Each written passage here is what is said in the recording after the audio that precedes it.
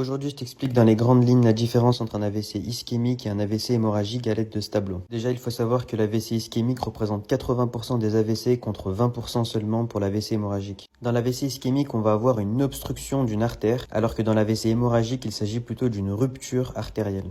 On retrouve comme principale cause de l'AVC ischémique l'athérome et l'embolie, alors que l'hypertension artérielle et surtout chronique va être à l'origine des AVC hémorragiques. En termes de complications pour les deux types d'AVC, on aura les séquelles neurologiques au décours de l'épisode ischémique ou hémorragique, mais on a aussi le risque d'hypertension intracrânienne dans l'AVC hémorragique en lien avec le saignement qui, s'il est abondant, peut faire effet de masse dans la boîte crânienne.